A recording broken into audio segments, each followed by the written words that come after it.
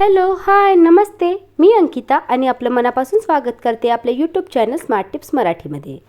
तर मैत्रिणींनो, आजच्या व्हिडिओमध्ये मी तुमच्यासोबत कुकिंग टिप्स शेअर करणार आहे. तसं तर कुकिंगशी रिलेटेड तुम्ही भरपूरसे व्हिडिओ यूट्यूबवर पाहिलेले असेल, पण आज मी तुमच्यासोबत थोड्याशा आगळ्या वेगळ्या कुकिंग टिप्स शेअर करणार आहे ज्या मी एक्सपिरियन्स केलेल्या आहे. मला वाटतं स्वयंपाक करताना जर आपण या टिप्स वापरल्या तर आपलं किचन नेहमी क्लीन राहील, त्याचबरोबर आपल्या वेळेची बचत होईल आणि अन्नाचा देखील नासोडा होणार नाही. त्यामुळे व्हिडिओ खूप युजफुल आहे. व्हिडिओ जर तुम्हाला आवडला तर व्हिडिओला एक लाईक नक्की करा आणि तुम्हाला हा व्हिडिओ कसा वाटला हेही मला कमेंट करून नक्की कळवा. चला तर मग कुठलीही वेळ न घालवता व्हिडिओला सुरुवात करूया.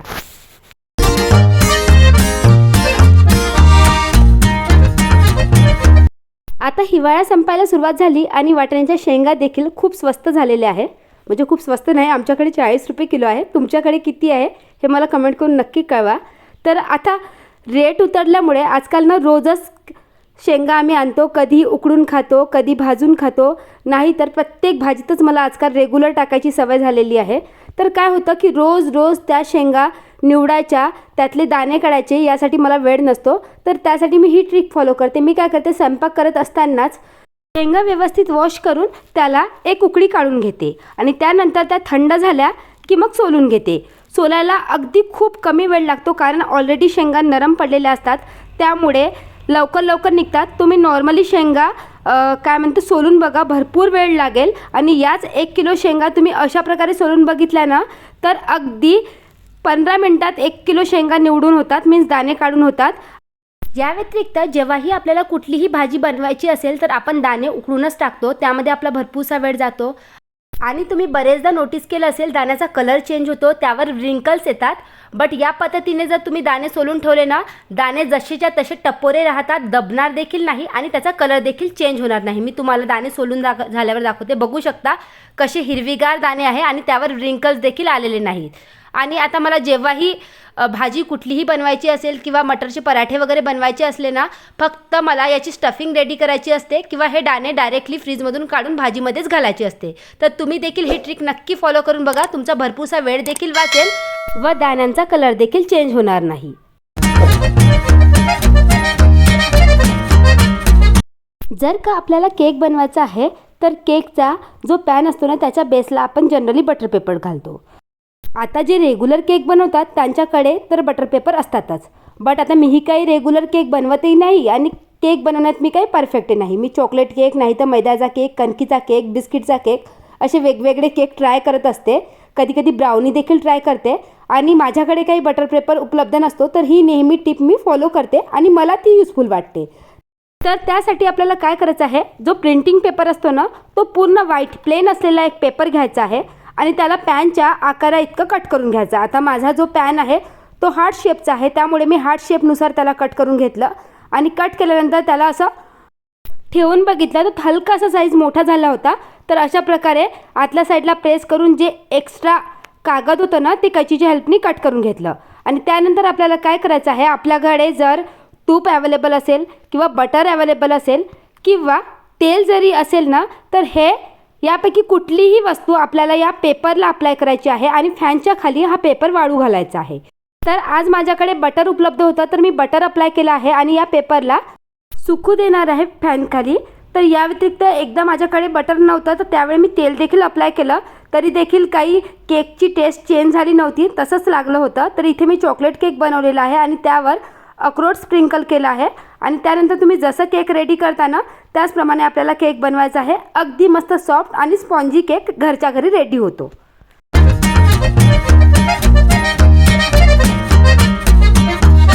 पहिले ना मला जेव्हाही मिसळ डाळीचं वरण बनवायचं असेल तर मी काय करायची, एक डाळ शोधत बसायची. बरेचदा एखादी डाळ नसायची, मग मी काय केलं, ही ट्रिक फॉलो केली. जेव्हाही मी किराणा आणते ना, तर अशा प्रकारच्या एका कंटेनरमध्ये सगळ्या डाळी मिक्स करून ठेवते. यामध्ये सगळ्याच डाळी आहे.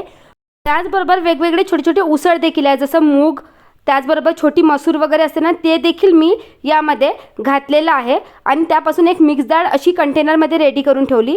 त्यामुळे काय होतं की स्वयंपाक करताना आपला वेळ देखील जात नाही, वेगवेगळे कंटेनर शोधावे लागत नाही आणि कमीत कमी हप्त्यातून 2दा तरी सगळ्या डाळी आपल्या पोटात जातात. नाहीतर आपण तेच तुरीच्या डाळीचं वरण खात असतो. आता आम्ही विदर्भ साईडचे तर आमच्याकडे जनरली रोज साधं वरण तुरीच्या डाळीचं बनतंच, पण या निमित्ताने तरी सगळ्या डाळी हप्त्यातून 2दा तरी पोटात जातात.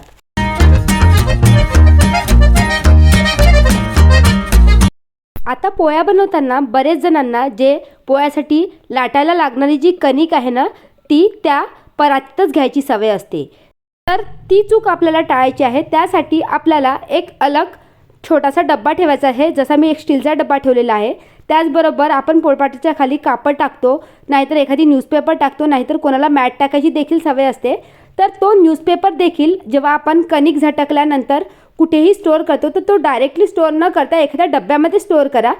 त्यामुळे त्या कागदाला लागलेलं थोडं काही पीठ राहून गेलेलं असते ना, ते बाकी वस्तूला लागणार नाही आणि सर्वत्र ते पीठ पसरणार नाही. त्या व्यतिरिक्त किचनमध्ये त्या कागदावर ना कुठले किडे लागणार किंवा मुंग्या लागणार किंवा डस्ट देखील बसणार नाही. या व्यतिरिक्त या वस्तू तुम्ही हँडी ठेवा, जेणेकरून तुम्ही जेव्हा पोळ्या बनवाल या वस्तू वेळेवर मिळतील. जसं आता माझ्या ओट्यावर एक रॅक ठेवलेली आहे आणि त्या रॅकमध्येच मी या कागदाचा डब्बा आणि त्याच्यावरच कणकीचा डब्बा ठेवलेला आहे. भजी बनवताना तुम्ही बरेचदा बघितलं असेल, जे बेसनाचं बॅटर असते ना, ते गॅसला इकडे तिकडे, प्लेटला, चमच्याला सगळीकडे टच होते. तर त्यासाठी ही टिप तुम्ही फॉलो करू शकता.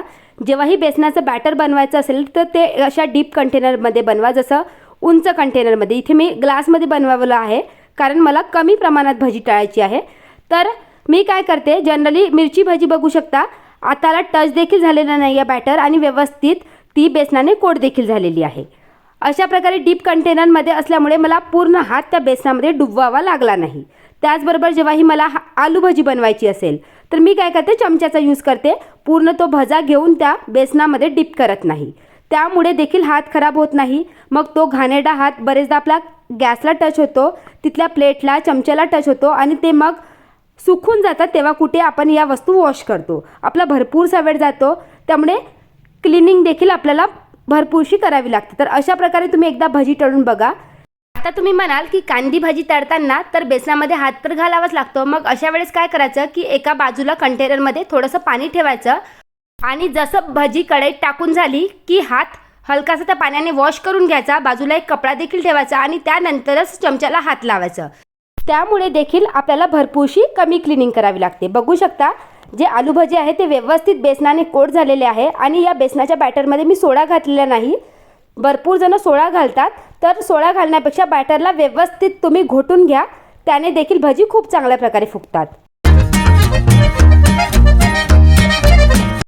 जनरली आपल्याला हिरवी चटणी बनवायची असेल तर आपण बाइंडिंगसाठी काय म्हणते शेंगदाणे नाही तर डाळ्या टाकतो. बट मी काय करते, जर माझ्याकडे बाइंडिंगसाठी एखाद्या वेळेस शेंगदाणे नसले किंवा डाळ्या, तर हा प्रकार आमच्याकडे नॉर्थमध्ये मिळतच नाही, तर या वस्तू नसल्या तर जे आपलं आलू भुजिया असते ना नमकीन, ते टाकायचं.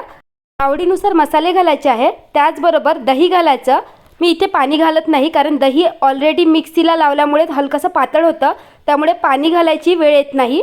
आणि तुम्ही बघू शकता मस्त अशी आपली हिरवीगार चटणी रेडी झालेली आहे. चटणीचा कलर देखील बघू शकता किती सुंदर आलेला आहे. तर बरेचदा तुम्ही नोटीस केलं असेल, जेव्हा आपण चटणी मिक्सरमधून एखाद्या कंटेनरमध्ये किंवा एखाद्या पातेल्यामध्ये ट्रान्सफर करतो तर बरेचदा चटणीचा थोडाफार भाग आपल्या त्या मिक्सरला लागलेला असतो. आपण चमच्याने क्लीन देखील करतो तरी देखील व्यवस्थित क्लीन होत नाही आणि बरेचदा ही चटणी मग वाया जाते, नाहीतर आपण कशाने पुसून ती काढतो. तर त्यासाठी एक सिंपल ट्रिक तुम्ही फॉलो करू शकता. मिक्सरमधली कुठलीही पातळ वस्तू जर आपल्याला क्लीन करायची असेल तर चमच्याचा यूज न करता अशा प्रकारे एखाद्या सिलिकॉन स्पॅच्युला वापरून बघा. जेवढं काही बॅटर त्या मिक्सरला लागलेलं असेल ना, ते पूर्णपणे क्लीन होतं आणि आपलं अन्न देखील वाया जात नाही. जसं ग्रेव्ही वगैरे काढली तर आपण बरेचदा त्यात पाणी घालून मिक्सर विसळून घेऊन ती ग्रेव्ही भाजीमध्ये मिक्स करतो. बट बरेचसे असे बॅटर असतात, जसं केकची वगैरे बॅटर आपल्याला काढायचं असेल तर आपण त्यात पाणी वगैरे घालू शकत नाही. तर मग अशा वेळेस तुम्ही ही ट्रिक वापरू शकता. बघू शकता मिक्सर किती व्यवस्थित क्लीन झालेला आहे आणि चटणी देखील वाया गेलेली नाही.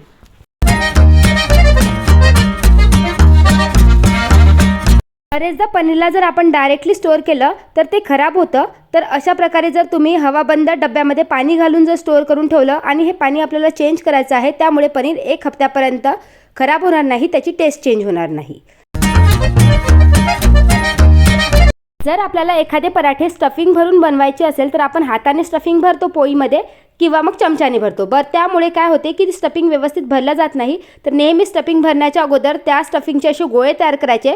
त्यामुळे भरपूर स्टफिंग तुम्ही त्या पराठ्यामध्ये भरू शकणार आणि गोळा देखील व्यवस्थित पॅक होतो.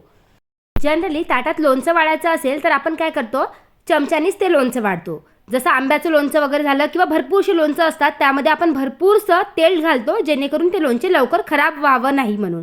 तर काय होतं की लोणचं वाढताना तेल देखील त्या ताटात सांडतं, बरेचदा ते तेल ताटभर पसरतं. तर त्यासाठी चमच्याचा यूज न करता अशा काट्या चमच्यानी तुम्ही एकदा लोणचं वाढून बघा. बिलकुल देखील तेल त्या ताटात पसरणार नाही आणि कमी तेल ताटात दिल्या जाईल.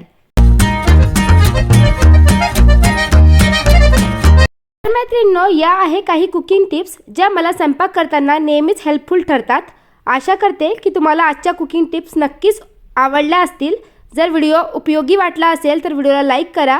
त्याचबरोबर तुम्हाला हा व्हिडिओ कसा वाटला हेही मला कमेंट करून नक्की कळवा. माझ्या चॅनलवर तुम्ही नवीन असाल तर चॅनलला देखील सबस्क्राईब करा असेच युजफुल व्हिडिओ पाहण्यासाठी. चला तर भेटूया अशाच एका नवीन व्हिडिओमध्ये. तोपर्यंत बाय बाय.